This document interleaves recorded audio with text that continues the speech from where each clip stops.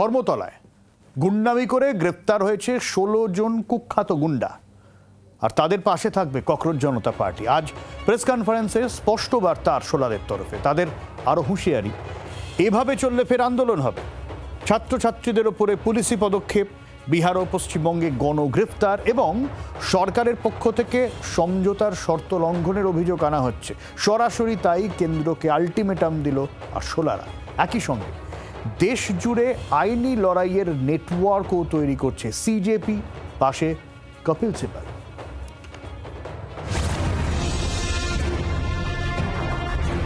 সরকারের সঙ্গে 3 দফা আলোচনা, কেন্দ্রীয় শিক্ষামন্ত্রীর পদ থেকে ধর্মেন্দ্র প্রধানের পদত্যাগ, দিল্লির যন্তর মন্তরে আন্দোলন প্রত্যাহার করেছিল সিজেপি। কথা ছিল আন্দোলনকারীদের বিরুদ্ধে কোনো শাস্তিমূলক ব্যবস্থা নেওয়া হবে না, সমস্ত এফআইআর তুলে নেওয়া হবে। কিন্তু ককরোচ জনতা পার্টির অভিযোগ সরকার চুক্তি মানছে না। अगर कल तक ये रिटर्न एग्रीमेंट सरकार की तरफ से नहीं आता है और जितने भी अलग अलग राज्यों में छात्रों को, युवाओं को, प्रोटेस्टर्स को अरेस्ट किया गया है या डिटेन किया गया है, उन्हें रिलीज़ नहीं किया जाता है, तो कॉकरोच जनता पार्टी फिर से प्रोटेस्ट करने को मजबूर होगी। সংগঠনের দাবি, সরকারের আশ্বাসের পরও বিহার এবং পশ্চিমবঙ্গে শত শত ছাত্র বিক্ষোভকারীকে গ্রেফতার করা হয়েছে। শুধু তাই নয়, দিল্লি ও অন্যান্য রাজ্যেও আন্দোলনকারীদের লজিস্টিক্স ও নানাভাবে সহায়তা করা স্বেচ্ছাসেবকদের ওপর নজরদারি এবং হয়রানি চালানো হচ্ছে। দিল্লি পুলিশ বা কেন্দ্রীয় তদন্তকারী সংস্থাগুলো নতুন করে মামলাও দায়ের করছে বলে অভিযোগ। পুলিশকে চিহ্নিত করে ব্যবস্থা নেওয়ার হুঁশিয়ারি আরশোলাদের গলায়। ऐसे जो पुलिस वाले हैं और ऐसे जो आरएएफ वाले हैं जिन्होंने सीधा इस इंटेंशन से वहाँ पे उस दिन आए थे कि हम बच्चों का सर फोड़ेंगे, हाथ तोड़ेंगे, पैर तोड़ेंगे, छोटी बच्चियों का मोलेस्टेशन करेंगे, लड़कियों का मोलेस्टेशन करेंगे, ऐसे सारे पुलिस वालों के खिलाफ हम लोग कंप्लेंट फाइल करेंगे, हम लोग एफआईआर दर्ज करवाएंगे। अगर लगे तो हम लोग कोर्ट भी जाएंगे एंड जब टाइम आएगा उनका जवाबदेही भी फिक्स करेंगे। কলকাতায় সাংবাদিক পিটিয়ে গ্রেফতার হয়েছে কুখ্যাত আফরোজরা। সিজেপির দাবি, তারা আছে তাদের পাশেও। जहाँ तक बात है कैलकाटा कोलकाता की, वहाँ पे 11 लोगों को अरेस्ट करा गया है, जिसमें से 10 मुस्लिम हैं। तो इससे हमें पता चल रहा है कि कैसे आप एक कम्युनिटी को टारगेट कर रहे हैं। वहाँ पे गुंडा एक्ट लगाने की बात हो रही है।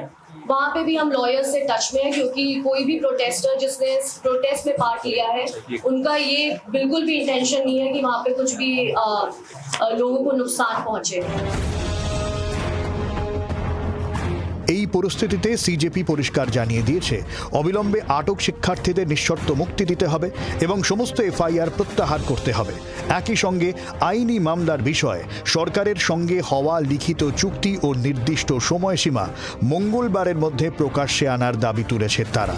সরকার যদি শর্ত না মানে তবে তারা ফের আন্দোলনে নামবে বলে হুঁশিয়ারি দিয়েছেন।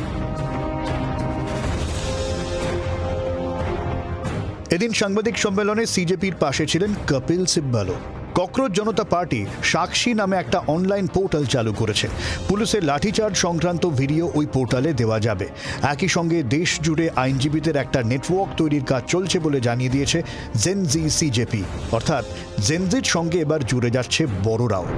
বড়রা নাকি বিরোধীরাও? দিল্লি পুলিশের তরফে জানা গিয়েছে, সিজেপির বিক্ষোভে 2873 জন অপরাধী অংশ নিয়েছিল। তারা ডাকাতি, খুন ও ধর্ষণের মতো ঘটনায় অভিযুক্ত। পুলিশের কাছে রয়েছে সিসিটিভি ফুটেজ।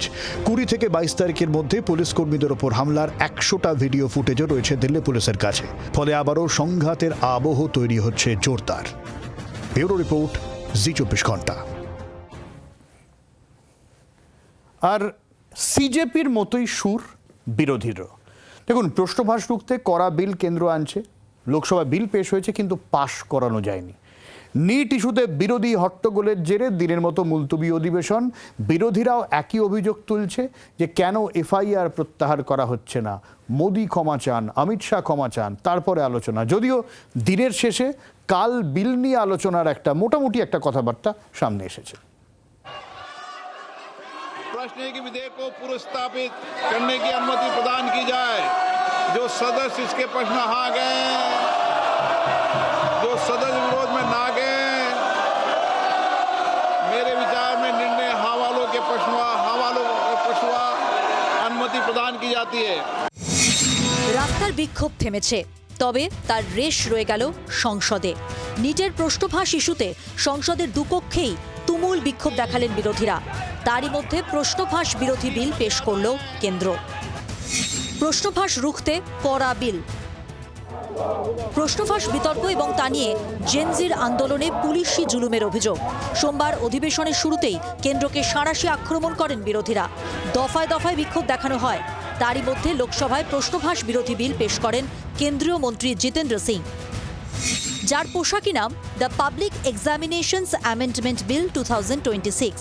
এই বিল আইনে রূপান্তরিত হলে প্রশ্নফাঁস কাণ্ডে দোষীদের 3 থেকে 5 বছরের জেল হতে পারে। গুরুতর অপরাধের ক্ষেত্রে সর্বোচ্চ 10 বছরের কারাদণ্ড হতে পারে। দোষীদের 10 কোটি টাকা পর্যন্ত জরিমানারও প্রস্তাব দেওয়া হয়েছে। তবে এদিন নিট ইস্যুতে মোদী সরকারের জবাবদিহি চেয়ে বিক্ষোভ দেখান বিরোধীরা। হট্টগোলে দফায় দফায় মুলতবি হয়ে যায় দুকক্ষের অধিবেশন।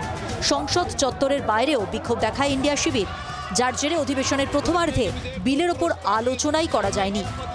उन्होंने अभी भी एफआईआर दर्ज की स्टूडेंट्स के खिलाफ, शायद कल रात को या आज बिहार में, बंगाल में, तो ये अपनी आदतों से बाज तो आए नहीं। All FIRs against the protesters have to be withdrawn, and most important, who is responsible for the brutality? Both the CRPF and the Delhi police report to one man, that is Amit Shah. পাল্টা প্রশ্নফাঁস রুখতে বিরোধীদের সদিচ্ছা নিয়েই প্রশ্ন তুলছে শাসক শিবির। पहले से ही कांग्रेस उनका असली चेहरा दिखा दिया। वो बिल का विरोध करने का रास्ता घुमा के ढूंढ रहा है। मुझे समझ में नहीं आ रहा है। विपक्ष पहले बोल रही थी कि धर्मेंद्र प्रधान जी इस्तीफा देंगे, उसके बाद चर्चा करेंगे। इस्तीफा हो गया है और आज भी वो चर्चा करने से नाराज है। এদিন সংসদ চত্বরে বিরোধী বিক্ষোভের মাঝেই দেখা গেল এক অন্য ছবি। নিট কাণ্ডে ইস্তফা দেওয়া সদ্য প্রাক্তন শিক্ষামন্ত্রী ধর্মেন্দ্র প্রধানকে কার্যত বীরের মতো সংবর্ধনা দিলেন বিজেপি সাংসদরা। গাড়ি থেকে নামতেই প্রধানের মাথায় পাগড়ি পরিয়ে দিলেন, গলায় পরিয়ে দিলেন উত্তরীয়। উঠল প্রধান জিন্দাবাদ স্লোগানও। ক্যামেরায় শুভাশিসের সঙ্গে রাজীব চক্রবর্তীর রিপোর্ট, জি24 ঘন্টা। আর ওই আফরোজদের কথা হচ্ছিল, হাফ প্যান্ট খালি পা, পুলিশ হাঁটাচ্ছে প্রকাশ্য রাজপথে, দাঁড়িয়ে মানুষজন দেখছেন। যে ট্রিটমেন্ট দেওয়া হয়েছিল ফলতার পুষ্পসহ একাধিক সমাজ বিরোধীদের, সেই একই ট্রিটমেন্ট দেওয়া হলো ধর্মতলায় মিডিয়ার ওপর আক্রমণকারীদের, জি24 ঘন্টার ওপরে হামলাকারীদের। গোটা বঙ্গ দেখল বদলের বাংলায় গুন্ডামি বরদাস্ত নয়।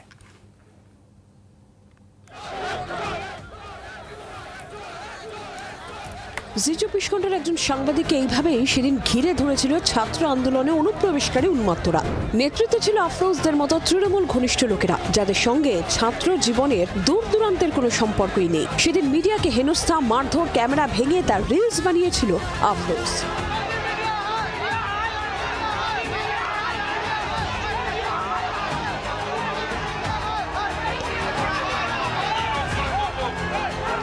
এই ঘটনায় মুখ্যমন্ত্রীর হুঁশিয়ারির পরই আফরোজ সহ গ্রেপ্তার হয় অন্তত 16 জন। সেই দিন যারা ভেবেছিল সাংবাদিকদের উপর আক্রমণ করে পার পেয়ে যাবে, তারা এদিন খালি পায়ে হাঁটছে, পরনে হাফ প্যান্ট।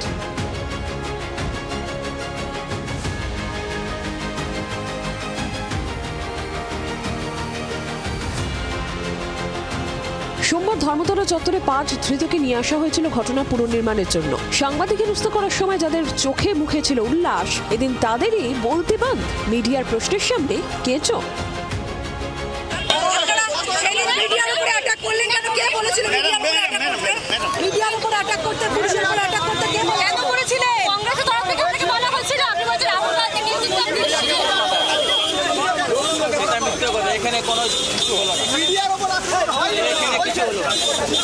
সাংবাদিকদের উপর আক্রমণের রেয়াত নয় কাউকে, এদিন ফের স্পষ্ট করে দিয়েছেন মুখ্যমন্ত্রী।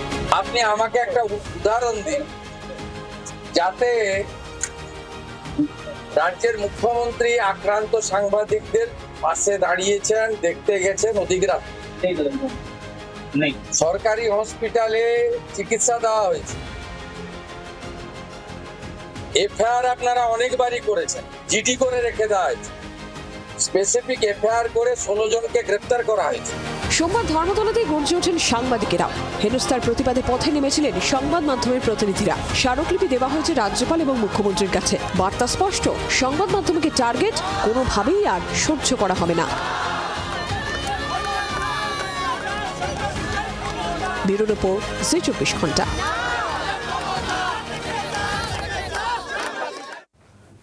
ছাত্র আন্দোলনে অনুপ্রবেশ ঘটেছিল দুষ্কৃতীদের, যাদের হাতে ধর্মতলা আক্রান্ত হতে হয়েছে সাংবাদিকদের। মারধর, গালিগালাজ ছাড় দেওয়া হয়নি মহিলা সাংবাদিকদেরও। সেই ঘটনার প্রতিবাদে আজ রাজপথে নামল বিজেপি। রাজনৈতিক ব্যানার ছাড়া জাতীয় পতাকা হাতে নৈরাজ্য তৈরির চেষ্টার বিরুদ্ধে বার্তা গেরুয়া শিবিরের।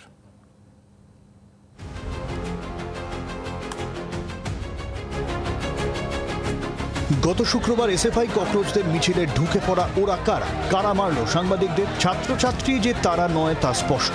দুষ্কৃতীদের অনেকেই এখন পুলিশের জালে। কি উদ্দেশ্য ছিল তাদের? ঠেলায় পড়ে এখন দায় ঝাড়ছে বাম ছাত্র সংগঠনগুলো। এমন প্রেক্ষাপটে সোমবার প্রতিবাদে পথে নামল বিজেপি। রাজনৈতিক কোনো ব্যানার ছাড়াই হাতে ছিল শুধু জাতীয় পতাকা।